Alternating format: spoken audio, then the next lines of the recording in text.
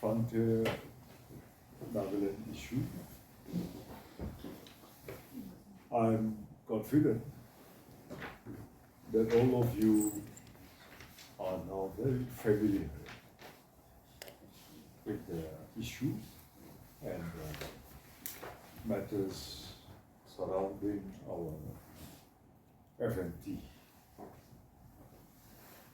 Time to time, I've been trying to brief you and share with you the points that are being discussed. Here, it's been some time, about a year since it is a trilateral talk now. Earlier, for more than a decade, it was a bilateral talks only between the ENPO authorities and the MHA in Delhi. So we were all in the dark. But after much discussion, our new government, under the leadership of Dr. Rio, after several cabinet meetings, had decided that this is an issue which pertains to the geopolitical territory of our state.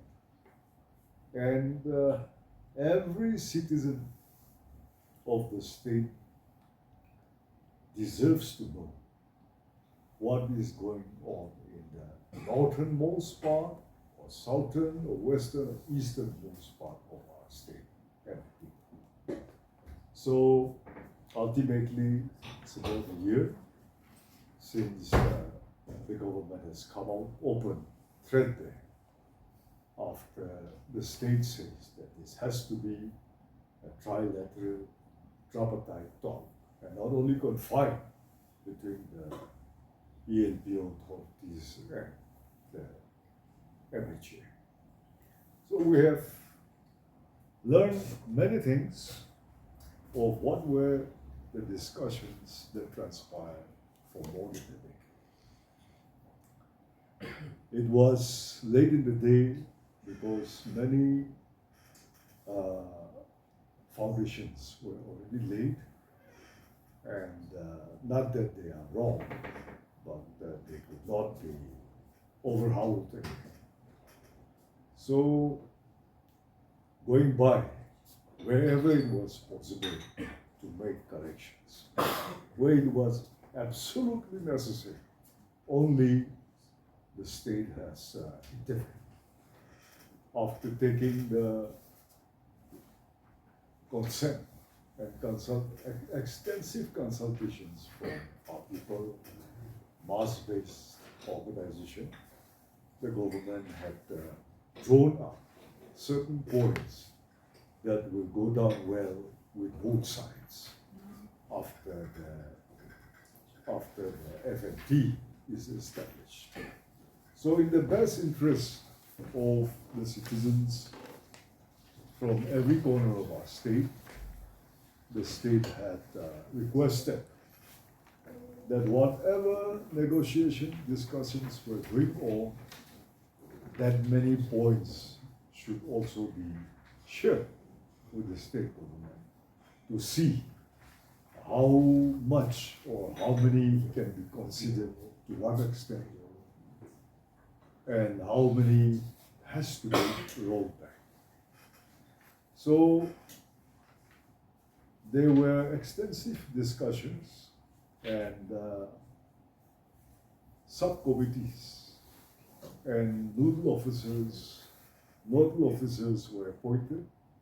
Subject matter specialists were teamed up into small cells, and they have visited the matters, the points that were matters of concern for the state and the people. So after having conducted all these exercises, the state recommended certain points on the placement of those papers from the center, wherever the state's intervention was required. It was not easy for the state government also, but somehow, wherever possible, changes, additions, alterations were made also. And it had been sent to the government of India as the state's opinion on the proposed points. But unfortunately, this being a new exercise, something entirely new for all of us, the ENPO as well as for the state to be handling something like this. Not a union territory, not another state, not under the 6th schedule, no more of the regional council of the 60s and 70s. This is a new experience for all of us. But it should be within the Article 271A, that is our state's provision in the Constitution. So it's quite a tricky matter and very, I must say, complicated, because while accommodating our desires, our people's desires, in the new entity, the state cannot disown its responsibility also. You can't shirk it off, because whatever name and style the entity takes, and whatever shape it assumes ultimately, it is still a part of the state. So the state government is the ultimate authority and the guardian, the custodian of the welfare of our people and our land throughout every inch of the state. But that is not been dismantled. So the government, the state government have to think from all sides. New Delhi's acceptance, our ENPO's acceptance, the state's acceptance to what extent we can, and we should or not. So the earlier recommendation has been somehow again returned from Delhi to be reviewed by us, the state government, with more inputs from the ENPO. So in the last cabinet, we had, in fact, just 2 of them are out of station because of their parents' treatments. Other than that, I think all were there, and we have thoroughly deliberated. Something we have observed, which came to light, is there's a slight gap. There's a slight gap of communication between the ENLU, Eastern Nagaland Legislators Union, and the ENPO authorities, whereby there appears to be some points where they're not familiar. So this is something very serious, which we would like their own leaders to have more deliberation, more consultation from within them, because though it is our affair, it is our business, all of us, but it is more so from within the Eastern Territory that the leaders should be more seriously engaged in. So if there are miscommunications, and tomorrow without the consent or without proper consultation, a matter gets through and it comes as a surprise, not pleasant, but otherwise, that would be very unfortunate for the group concern, which should not happen, and which the state feels that should never happen. So we would request the negotiating parties to take along everybody, especially leaders, because the leaders are elected. They have 20 elected members from the present ENPO region. They are not self-appointed. They are elected by the people, and whatever is being negotiated today is also for the same people and the same land. So there should be more understanding, coherence, and unanimity among them in while resolving the points. That is where we are, and we have again put in our observations, and that should happen.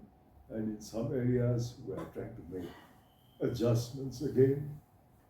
The state government have conveyed the factual position of the official structure of the state, and wherever it is not possible to accommodate their demands, we have requested our officials already engaged and their leaders to try and make the ENPO understand all the difficulties.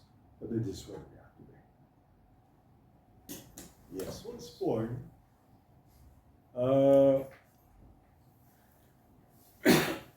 The uniqueness could be in the light of comparison with the other autonomous councils that are existing in the state now. So whether it will be exactly in the form of the sixth schedule or not, that we can't still fathom, foretell. But because we have our own 371A, within which the erstwhile 60s regional council existed, we have taken cue from there and have started this again. So more or less, we hope that Delhi will be kind enough, but within the 371A, how much autonomy and how much enhancement of the stature can be considered to, we wish it is given. We wish it is adapted. As for the second one, it is, I will say, the last time I think I've shared with you, in certain departments, like for example, my department, the electricity power department, this is where they have demanded that it should be managed by that authority as and when they achieve it. But the government was clear from day one that this department is almost exclusively centrally sponsored projects and schemes. And we don't generate little or almost nothing of electricity from here. So it will be very difficult for our new entity and the authorities to manage this. So this time round also we have tried to make that picture clear to our elected members. And I've told them also that whatever budget is allocated for the new entity, you may spend half of that budget not on developments but in payment for revenue for consumption of the electricity. That is going to set the entire budgetary provisions, almost entire. And when it is compounded by penalties and accumulation starts building up, tomorrow it will be the one area which consumes 90% of the development funds. That will be counterproductive. So the department-wise, we certainly have agreed to have a senior official posted there, like others also. But in terms of management, that is something where we have to revisit. But there are areas like that in the medical health and family health, in the health sector also, then in the school and higher education sectors also. And like that, there are other 2-3 departments where I feel for the good of all, the management, supervision should be left to the state as of now. Those are the areas being negotiated. You have said that there are miscommunication or communication gap between the NU and the ENPO on certain issues. Could you highlight those issues? What are those issues where there is a gap? Well, when something is cooking, I don't know whether we should bring out everything for the discussions, because there are certain things which are very sensitive. It can be very sensitive. So, but I have hinted you last time, it is to do with something to do with the division of power and the roles to be played also. It's tricky, that's why I'm saying it's tricky. It's not exactly 6th schedule, no autonomous council, but it is under 371A. So we have, as of now, 20 legislators who are members of the State Assembly.